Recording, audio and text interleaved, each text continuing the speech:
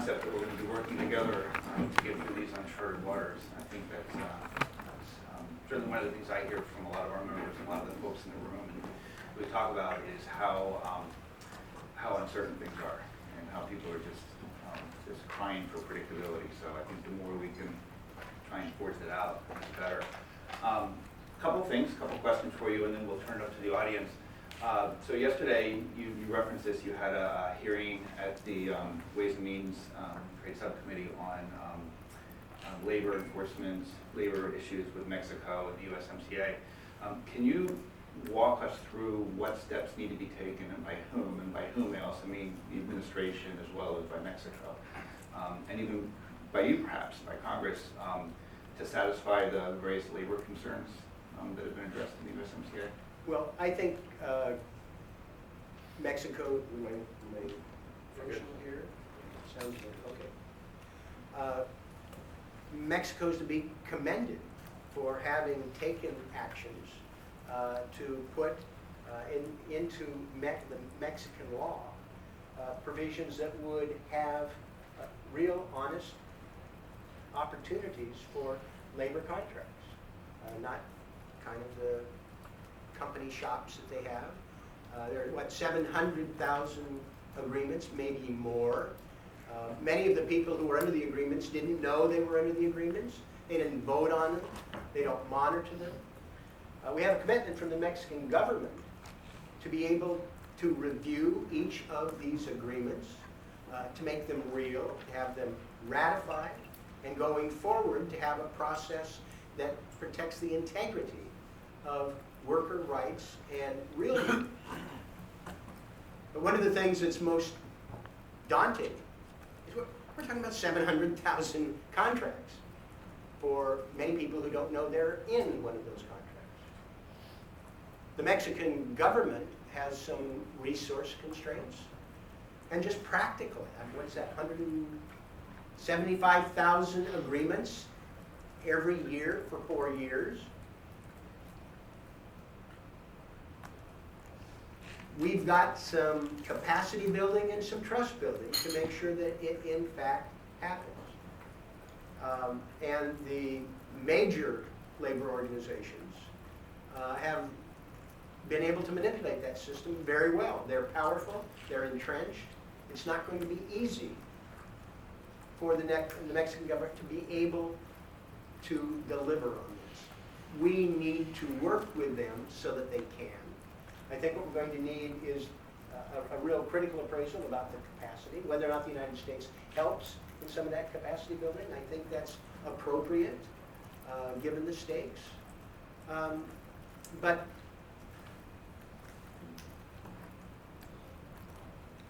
we can't allow the fact that it's daunting and it's going to be hard, it's going to be time consuming, to not work to get it right. And the people I represent in Portland, and I think people on our Trade Subcommittee, Ways and Means, and the Democratic Caucus are serious about realizing this promise. Yesterday, we had other hearings as well. We just finished the 7th day of the China Tranche 4 Section 301 hearings at the ITC building. 320 plus witnesses, 55 panels, a lot of companies coming in and really laying bare sort of their concerns and fears about tariffs. And in a few days, we start the tariff exclusion process for Tranche 3. So we're kind of right in the middle of some Tranche 4 activity and some Tranche 3 activity. This is a lot of work that the administration, particularly USTR, is taking on to vet both the Tranche 4 as well as these incoming exclusion requests for Tranche 3. Are you comfortable with the processes that they've set up to vet all these decisions, or I wonder if you could share any perspectives on that? No. There are too much delay. I mean, people having the ability to resolve questions with this administration. I hear from manufacturers at home. They're moving here, trying to get exclusion. The company, a big steel company, no longer objects. So why haven't they been able to get a clear path forward? The administration has not invested resources and personnel, and this is not just in this case, across the board. Whether you're talking about taking care of children so they have soap and toothbrushes and they're not housed with lights on 24 hours a day, or the revolving door in the Defense Department, they have real difficulty hiring quality people, vetting them, getting them appointed, and it goes down through the various agencies. This is a real problem across the board, and particularly in things that we care about related to trade. And do you think they have enough, you kind of alluded to this, enough resources to, just even on the exclusions, I think the administration's estimate is there's 60,000 coming in. If they don't, then they ought to reconsider the stupid policy. If they can't implement it, then stop it. Don't make a fool of them, and don't torture people in business who are just trying to comply with things that appear to them to be nonsensical. They've got all sorts of resources for stupid things. And we're going to have a Donald Trump re-election campaign on the mall on the 4th of July. We're shifting resources to try and deal with border barriers. We're going to Mars. And we've got billions of dollars to throw at farmers who are at risk because they can't sell their product. I think it's a question of focus and priority. And it's, if they can't do it, they ought to stop it, unwind it, and stop torturing people. Okay. And actually on that same topic, you talked about, I think you said a drive-by tariff policy. And we've seen tariffs materialize in Section 201, Section 232, Section 301. There was the temporary and perhaps future threat of tariffs under IEEPA, different versions of 232. Is it time for the Congress to sort of look at that Article 1, Section 8 authority that they've delegated? It's past time. And I think part of the drama with this current administration, it illustrates that Congress has been too complicit in the expansion of executive authority and failure to hold it accountable. And this goes back with the Obama administration, the Bush administration. This is something that Congress has just not been aggressive enough in terms of exerting its authority. And what we find when we get somebody in the White House who pushes that authority to the limits and is not bound by conventions of normal people, it illustrates the danger. But it is something that needs to be restrained, refined, and focused going forward, no matter who's in the White House. And I think the latest, I don't know how to describe it, but I think it has inspired my colleagues in both chambers to take a hard look at providing some statutory guardrails. And I think there will be some bipartisan support for that going forward. Can you give us a sense of what the timetable might look like, or what you think some of the features of those guardrails might be? Or I hesitate to predict because we have one head-spinning event after another. Right now, I personally am focused on making sure that we do our job to work to strengthen NAFTA 2.0 so we resolve one potential area of ambiguity, and we do it in a fashion that actually builds a consensus on a bipartisan basis for a piece of trade legislation that can go forward. I mean, it's a happy circumstance.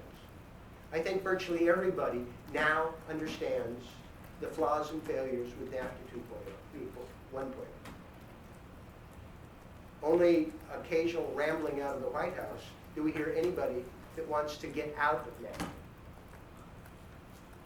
Virtually everybody agrees that done right, NAFTA 2.0 is better.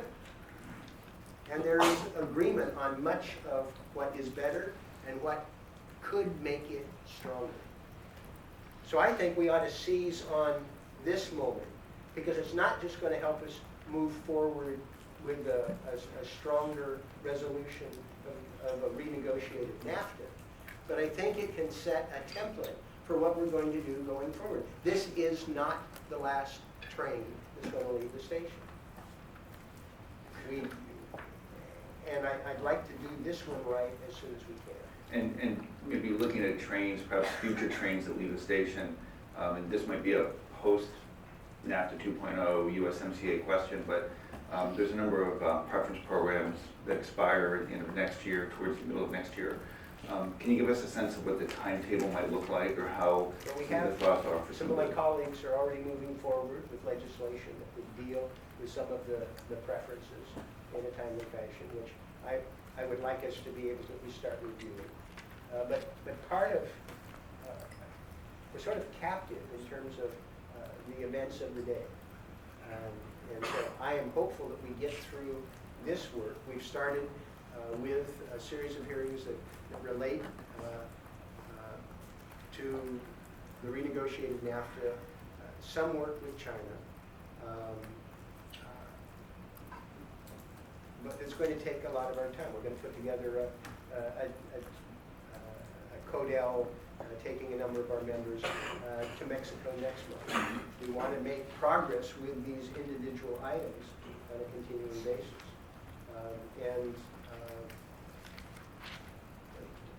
The China circumstance, I think people are going to look for a way to at least have our voices heard.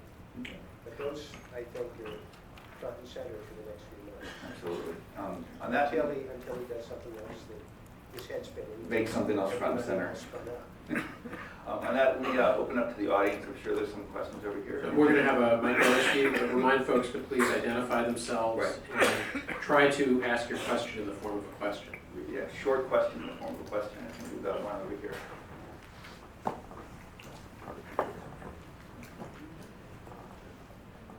Good morning, Andrea Shalal with Reuters.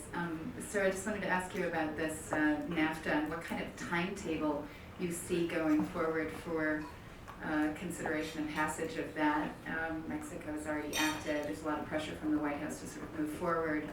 And Nancy Pelosi has said, listen, we're going to study this and move forward more judiciously. Do you have a sense of how quickly that can happen? It's not just studying it. I mean, we're involved with some serious conversations in the 4 areas that we identified several months ago for the administration. We were clear, and those were they were unanimous by the Ways and Means Committee, except for one letter on pharmaceuticals that was split with a couple of people.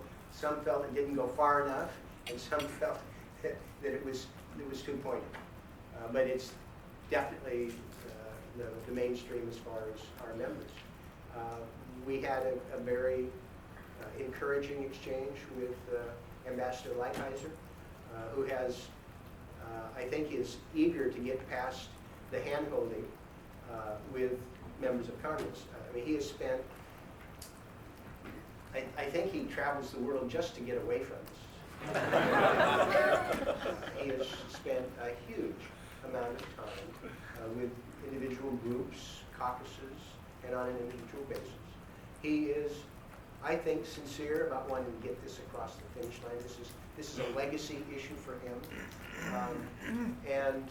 I think his commitment to things like enforcement are very useful.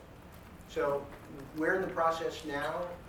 I had offered a couple of weeks ago to try and get into the, sort of the give and take, but we started that yesterday. I anticipate we will be doing this at least once a week. I mean, he's jetting off to Kamchatka or someplace today, I guess. So that'll have to wait probably till next week.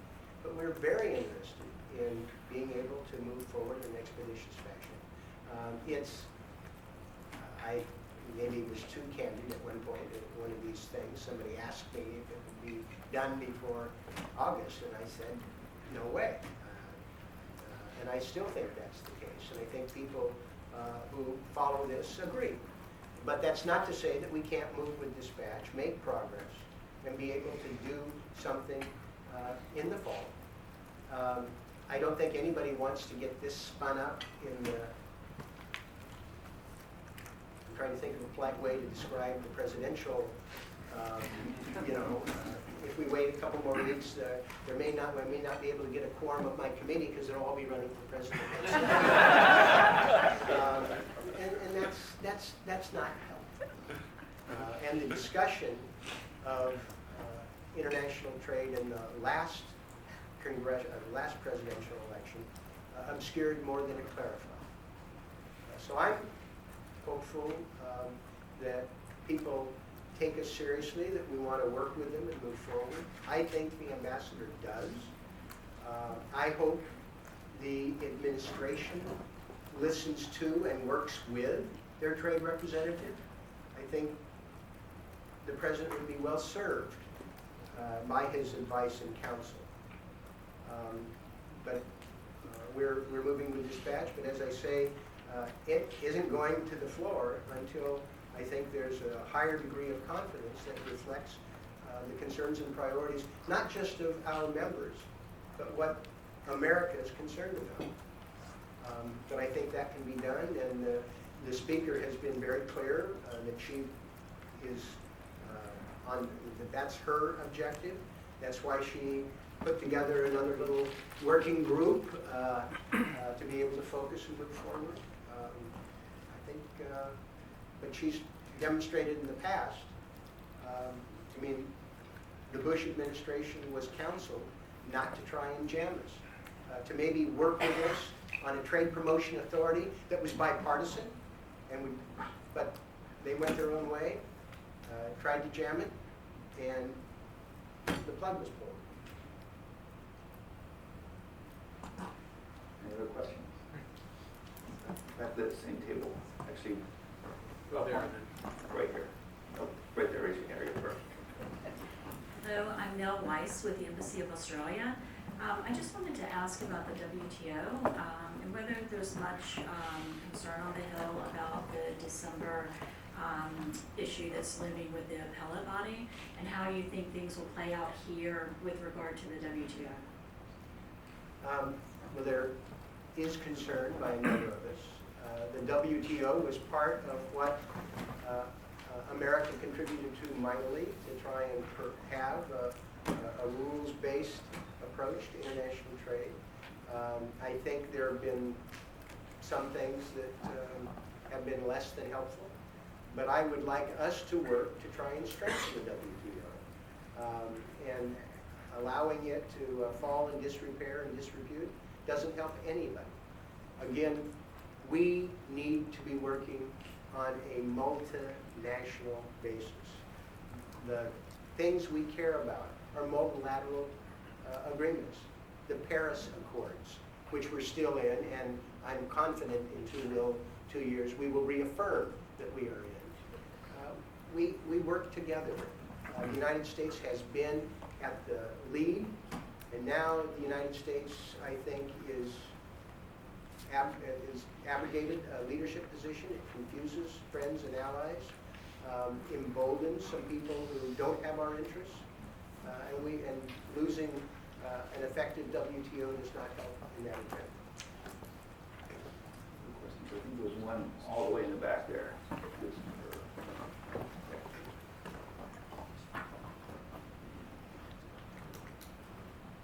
Irving Williamson, USIDC. You made reference to the quality of the trade discussion in the 2016 election, and assuming that we get to NAFTA 2.0 in China, what would you like to see in the discussion in 2020? Give us some hints, but could you elaborate? Well, it'll be interesting to see what our situation is relative to the EU on Halloween.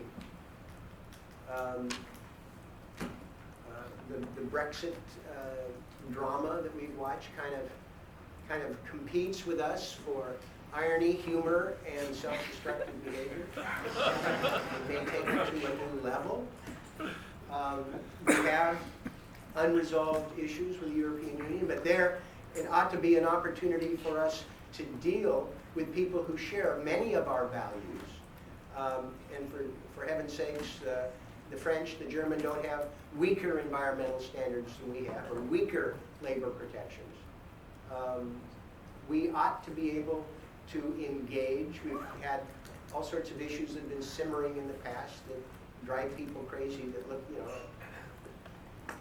auto safety standards and stuff. I mean, this ought to be within our capacity. There continue to be vexing problems dealing with agriculture, which is an unresolved issue. We blew up the Doha round because we couldn't quite figure out what we were going to do, reconciling conflicting interests. The United States does not have clean hands when it comes to agricultural policy. We pay too much to the wrong people to grow the wrong food, the wrong way, in the wrong places. And we still have lots of hungry people. We waste food. We don't capture the opportunity of reducing carbon. I think these are rich areas for our engagement, and it's why it's so frustrating that we're beating up on our enemies, and I think chasing our tail with China, because I personally would like to see us be able to move forward with other trading relationships, and I hope we get there.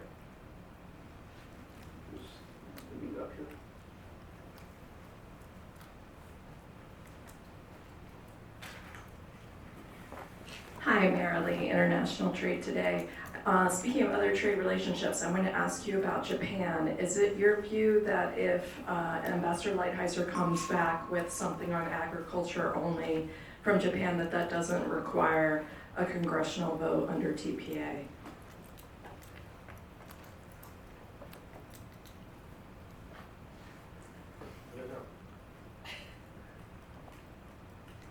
Okay. How about up front? Hey, thanks so much, Congressman. It's Maggie Casella with Politico. Good to see you again. One of the last things you mentioned before we switched to audience Q&A was that some members are trying to voice their opinion to the administration on China. I wondered if you could talk at all about what that perspective might be, and also what your expectations are when President Trump sits down later this week or this weekend with Chinese President Xi Jinping. I have no expectations about what happens when our president meets with a head of state. I mean, if you can embrace one of the most murderous dictators in the world with a warm embrace and think he's a great guy, and imagine away nuclear weapons, anything's possible. And it's not necessarily constructive for us. And it's not a good posture to have with the Chinese. I mean, I disagree with a number of things the Chinese have done, but they've been around for 4,000 years. They play the long game. They know what they want, usually, and they're determined.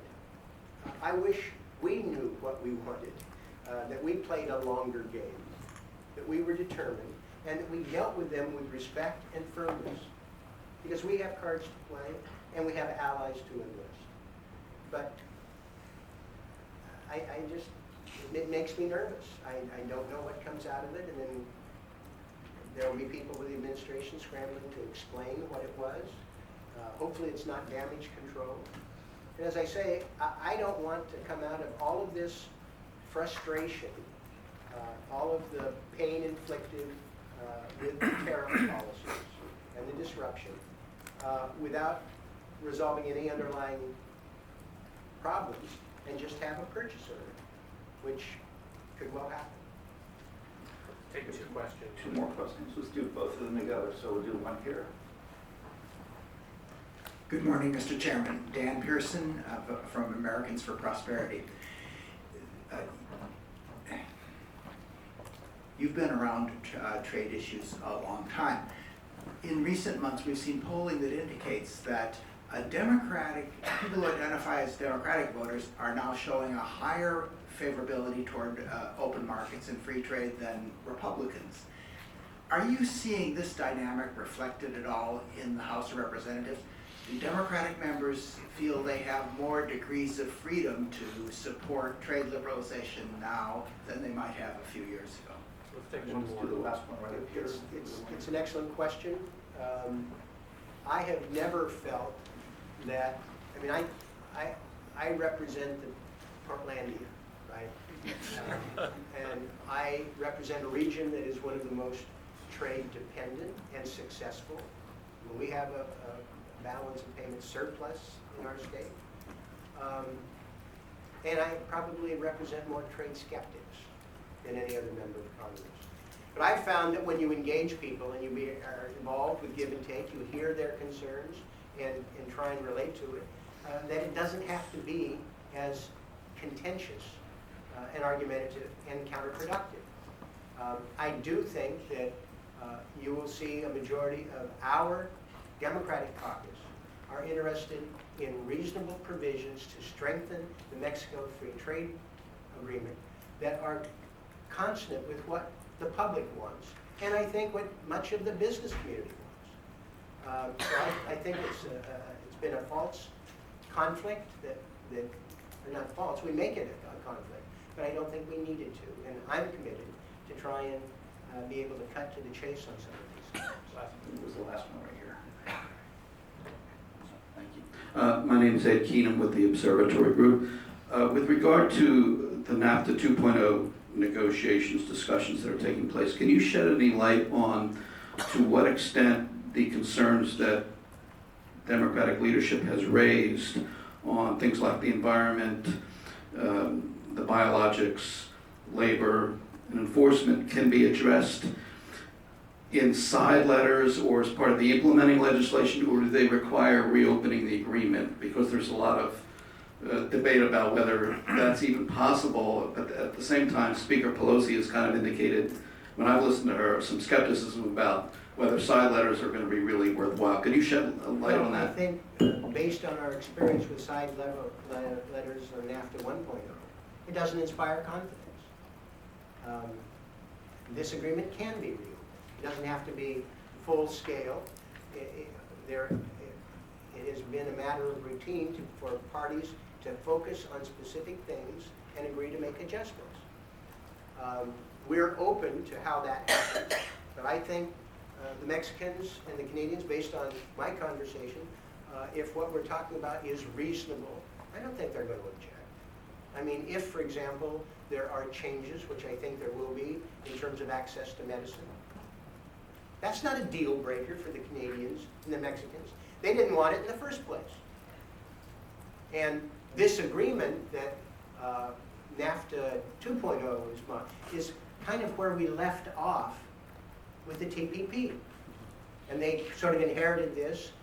Trump touted the renegotiated NAFTA, but it's basically what the Obama administration left.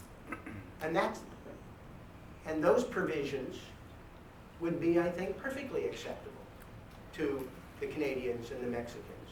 And I don't think are unrealistic to pursue. The mechanisms we'll talk about, but side letters, I don't think cut it. And there are alternatives, including strategic reopening on specific items.